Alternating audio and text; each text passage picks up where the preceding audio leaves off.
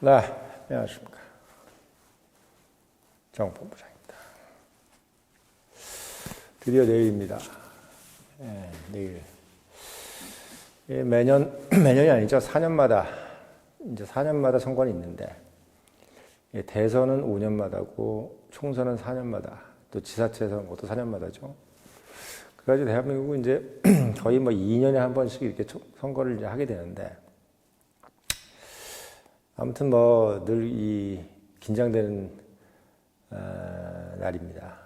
이게 대한민국 국민만큼 이게 또 정치에 관심이 많은 민족이 없잖아요. 그렇죠?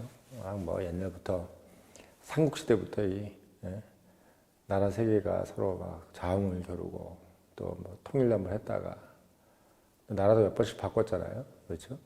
대부분 다 또 이 중앙집권적인 국가 형태를 유지했기 때문에 국민들 자체가 이제 어떻게 보면은 뭐 지방분권이나 이런 개념보다는 뭔가 이 권력을 바꾸고 뭐 이런 거에 대해서 관심이 더 많고 또 익숙했던 거죠. 그래서 대통령제에 대해서는 대한민국 국민들은 어느 정도 합의를 한 상태, 합의를 한 상태고 또 대통령제에 대해서 합의를 하다 보니까 또 의회 권력에 대해서도 상당히 힘을 실어주는 거기다가 다시 또 이제 국민들도 선거 좋아하니까 또 지방자치제 선거까지 또 만든 거죠. 어떻게 보면 국민들 축제예요.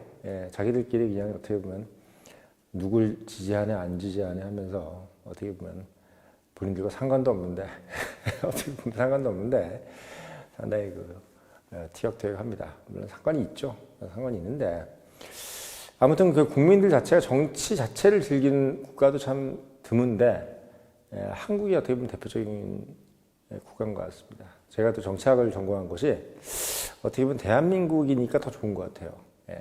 어디 가서 이렇게 훈수 두기도 좋고 다른 나라에서 아마 밥도 못 먹지 않나 싶은데 한국은 좀 뭐 텔레비에 나오는 패널들도 보니까 뭐 이렇게 한 자리씩 차고 앉아가지고 뭔 얘기도 하고 좀 재밌습니다. 아무튼 이제 내일 선거 날인데 이제 가장 관건은 결국 이제 뭐 지난 몇 달 전부터 제가 말씀을 드렸죠. 결국 이제 비례대표가 관건이에요.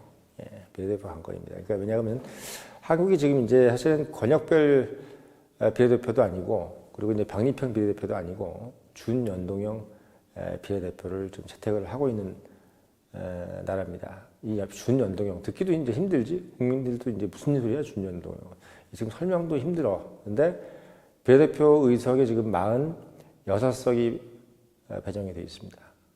254석이 지역구에 배정이 되어 있는 거죠. 그럼 이제 46밖에 안 되는데 왜 이게 이제 그 선거를 승패를 가르느냐?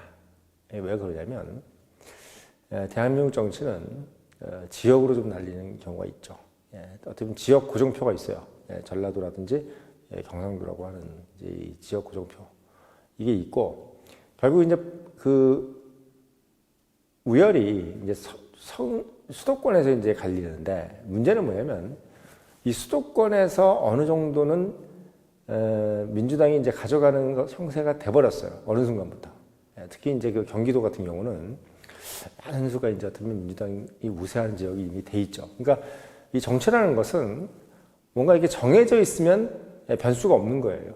뭔가 정해지지 않아야 변수가 생기고 거기서 뭔가의 어떤 그 미래에 대한 어떤 예측 불가능, 그러니까 뭐라 그럴까요? 예측 불가능이라고 그러죠. 그러니까 불확실성, 그렇죠. 불확실성이 생겨야 그때 이제 어떻게 보면 권력이라는 것이 꿈틀대는 거고, 만약에 이제 그 불확실성이 없어졌다, 뭐 당연히 뭐 민주당이 가져가거나 또 반대로 당연히 뭐 국힘이 가져간다 이렇게 돼 버리면 권력이라는 것이 생기지 않습니다. 왜 그러냐면 불확실성이 생겨야 미래에 대한 불확실성이 생겨야 그게 바로 어떻게 보면 권력 이동이라는 것이 만들어지기 때문인 거죠. 그러니까 사람들이 어떻게 보면 이제 미래를 예측하지 못해야 뭔가 어떻게 보면 우리가 이제 어디를 찍는다, 뭘 한다, 그럼 바뀐다. 이렇게 바뀌는 것에 대해서 예측을 할 수가 있어야지 이제 권력이라는 것이 생기는 거거든요. 그 절대 권력이라는 것은 권력이 아니라는 거랑 똑같은 거예요. 정치학에서는 그렇게 얘기하죠. 절대 권력이라는 것은 이꼬르 권력이 없는 거랑 똑같습니다. 왜냐하면 권력의 변화가 예측이 안 되기 때문인 거죠. 지금 이제 한국 정치가 상당히 이제 재밌다. 그러니까 말하자면 뭔가 이 후진적인 정치다 그러는데 제가 봤을 때는 후진적인 게 아니라 상당히 선진적인 거예요. 왜? 이 변동성이 있으니까. 변동성이 있어야 돼요. 그러니까 선거를 통한 변동성이 있어야 되는 거죠. 그러니까 후진국, 아주 후진국, 뭐 아프리카나 이런 데는 이제 선거를 통해서 변동성이 있는 게 아니라 이 내란, 그러니까 총에 의해서 이제 변동성이 있다는 거는 그건 이제 나띵인 거고, 그러니까 선거에 의해서 권력의 변동성이 있다. 이게 가장 좋은 민주주의 형태입니다. 그러니까 한국은 어떻게 보면 미국 다음으로, 미국도 지금 민주당하고 공화당이 옥신각신하잖아요. 지금 몇백 년째 이제 그러고 있는데, 이제 한국도 이제 거기에 이제 궤도를 딱 잡았어요. 그러니까 이게 사실 어떻게 보면 국민들한테 상당히 좋은 거거든요. 왜냐하면 이 정치가들이 긴장을 해야지 뭔가 이렇게 좀 뭐랄까 정해져 있다 이렇게 돼버리면은 일본같이 또는 중국처럼 움직이질 않아요. 그런 부분에서 한국은 상당히 어떻게 보면 지금 축복된 나라다 이렇게 볼 수가 있습니다. 아무튼 내일 결과의 핵심은 이게 왜 이제 비례대표가 핵심이냐라고 했을 때 지금 이제 이 조국이라는 사람이 이제 등장하면서부터 이제 얘기가 시작되는 거죠. 사실 조국. 그러니까 그리고 또 하나는 뭐냐면 이 조국이 등장하기 전부터 국힘하고 민주당에서 너무 비례대표에 대해서 포커싱을 맞춰줬어. 그러니까 말하자면 본인들이 너무 예를 들면 이걸 준연동형을 병립표로 만드네 아니면 다시 또 뭔가를 변동을 시켜야 되네 하면서 국민들이 비례대표에 대해서 별로 신경을 안 쓰고 있었는데 예전 같으면 그냥 국힘 찍고 예를 들면 국힘 지지자다. 그러면 국힘 후보자를 찍고 당연히 국힘 비례대표를 찍었는데 어느 순간부터 이제 이 두 당이 비례대표에 대해서 관심을 가지기 시작하는 거야. 그래서 병립표로 바꿔야 되나 또는 뭐 연동형으로 바꿔야 되냐 또는 준연동형으로 바꿔야 되냐 이렇게 얘기를 하면서부터 국민들이 다른 거 있나? 이렇게 약간 관심을 가지기 시작하게 된 거지. 이게 중요한 거예요. 원래는 관심이 없었어. 그냥 자기가 좋아하는 후보자에다가 그냥 그 정당을 찍은 게 일반적이었는데 어느 순간부터 갑자기 지지자랑 다른 정당을 찍는 것을 가능성을 이제 보게 된 거예요. 그걸 어떻게 보면 국힘하고 민주가 그걸 만들어 버렸어요. 왜? 그걸 화두에 올리면서부터. 그게 이제 한 몇 달 됐죠. 예, 그것 때문에 뭐 이탄희 의원이, 민주당 이탄희 의원이 나와가지고 막 걸기대회하고, 민주당이 절대 그거, 병립호로 가는 거 반대해야 된다. 뭐 이렇게 하면서 상당히 그 준연동형에 대해서 이제 뭐 고수해야 된다. 이렇게 얘기하면서 국민들이 이제 그거에 대해서 관심을 가지게 된 거죠. 이제 그러고 나서 이제 조국이라는 사람이 나타나면서 아예 이제 비례당으로만 만들어진 정당이 만들어진 겁니다.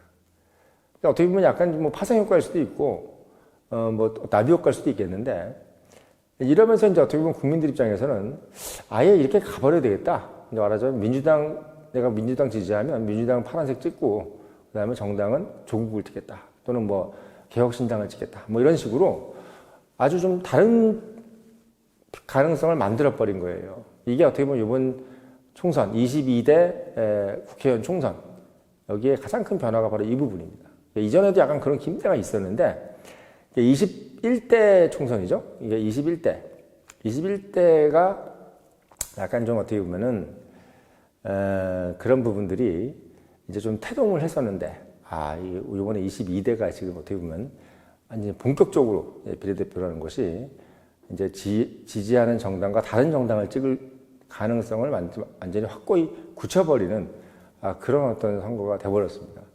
저도 어떻게 보면 몰라요. 저도 어떻게 될지 모르겠습니다. 저도 이제 지지하는 정당과 또는 지지하는 후보가 다를 수도 있다. 이렇게 봅니다. 그러니까 아마 내일 상당히 그런 사람들이 많을 거다라는 생각을 저는 하고 또 이미 그렇게 예측이 되고 있어요. 제가 그렇게 뭐 예측을 하는 걸 떠나서 이 많은 전문가들이 이렇게 예측을 하고 있습니다. 특히 뭐 지금 청와대라든지 뭐 지금 대통령실이죠. 용산에서 이런 데서도 이미 그렇게 예측을 하고 있을 거라고 믿습니다. 아무튼 이제 누가 될 거다 안 될 거다 얘기는 아마추어적인 얘기고 예를 들면 국힘이 몇 석을 얻을 것이다, 민주당이 몇 석을 얻을 것이다 이 얘기는 되면 맞추고 아니면 말고 얘기고 135석이 국힘이다, 또는 150석이 민주당이다 이렇게 얘기하는데. 제가 봤을 때는 민주당이고 국힘이고 만족스러운 의석을 가지지 못할 거라는 게 정답입니다. 두 당이 아마 의석을 만족스럽게 가져가지 못할 거예요. 민주당도 아쉬울 거고 국힘은 조금 더 아쉬울 가능성이 있어요. 물론 그렇게 열어봐야 알겠지만 근데 지금 나오는 정도로 국힘이 망하진 않을 거다. 100석이 안 된다는 둥 이건 제가 봤을 때는 지금의 총선의 흐름과 조금 맞지 않는 얘기고, 제가 봤을 때는 원래 국힘이 가져갈 수 있는 만큼은 못 가져가고, 또 민주당도 본인들이 지금 장담하고 있는 정도의 수준까지는 택도 없다. 결국은 중도 정당이라든지 뭐 개혁신당이든 뭐 조국신당이든 여기서 아마 상당히 많은 어떤 부각을 받을 것이다라는 생각이 듭니다. 그래서 내일 아마 뭐 뚜껑을 열어보면 답이 나오겠지만 아마 그런 식으로 흘러가지 않겠느냐라는 것이 제가 이제 생각하는 바고, 저는 이제 그것도 그거지만 예측도 예측이지만 정착 전공한 입장에서 봤을 때 가장 어떻게 보면 좀 신기해요. 이렇게 될 수도 있구나, 한국 정치가. 그리고 한국 정치 이렇게 발전했구나. 이제 뭐 정치라는 선거란 것 자체가 상당히 어떻게 보면 어떤 국민 파티가 되는 상황이고, 또 그렇다고 해서 뭔가 폭력이 난무하고 뭐 상대방을 비방을 하지만 그렇다고 해서 너무 극단적으로 또 흐르는 것 같지는 또 않는 그런 느낌. 뭐 미워하면서도 옛날에는 막 뭐 때려부시고 막 그랬잖아요. 뭐 그런 부분까지는 또 아니고, 그럼에도 불구하고 또 방금도 말씀드렸지만 지역구 의원하고 또 지지 정당이 다를 수 있는 이런 어떤 정말 선진적인 정치 형태가 이게 한국에서 벌어질 수 있다는 것만으로도 저는 어떻게 보면 정치학 전공자로서 상당히 의미가 있다. 또 상당히 좀 자부심이 느껴지는, 대한민국 정치에 좀 자부심이 느껴지는 그런 사람 중에 하나가 된 것 같습니다. 그래서 아무튼 뭐 이제 뚜껑은 열어봐야 되겠지만 일단 뭐 내일 어떻게 될지가 상당히 궁금한 것이, 이제 하루밖에 안 남아서 다행이에요. 이게 뭐 말이죠, 며칠씩 걸리면 모르겠는데 아마 이제 오늘 막 술 한잔 하시는 분들 많으실 거예요. 또 술 한잔 하면서 할 얘기가 많잖아요.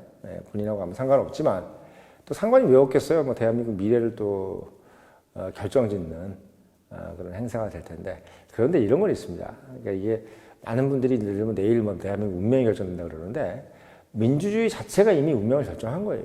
한마디로 말하면 어느 정당이 예를 들면 그냥 무조건 독재를 한다, 이게 제일 안 좋은 상황이고, 민주당이 되든 국힘이 되든 아니면 뭐 조국신당이 되든 누구든 간에 변동성이 있다는 것 자체만으로도, 그것만으로도 이미 민주주의로 성공한 겁니다. 그러니까 뭐 민주당이 됐다 해서 뭐 다 망하고 이민 가야 된다는 둥 뭐 이것도 아닌 거고, 뭐 국힘이 됐다 그래가지고 뭐 살맛 떨어진다 이런 식으로 얘기하는 것도 아닙니다. 그냥 뭐 좀 다른 거예요. 좀 다른 건데, 국가는 그렇게 어떻게 보면 다른 리더십에 의해서 일정 시간 부분 통치가 되어야지, 그래야지 국민들한테 이롭습니다. 왜? 그래야 거기에 따른 정치인들이 각성을 하고 긴장을 하기 때문에 그렇지. 이 정치인들은 그냥 놔두면요, 그냥 물렁해져 버리고 바로 타락하고 부패합니다. 그래서 이렇게 계속 옥신각신하면서 계속 긴장하게 만드는 것, 이게 정말 선진 정치다. 이걸 염두에 두시고 내일 투표하실 때 어쨌든 뭐 지역 국회의원하고 뭐 후보자하고 정당을 한번 재미나게 골라서 투표를 해보시면 내일 결과에 또 그만큼 반영이 되실 거고, 그 결과를 보고 또 한 번 더 놀라실 거라는 것을 제가 장담하면서 방송 마치겠습니다.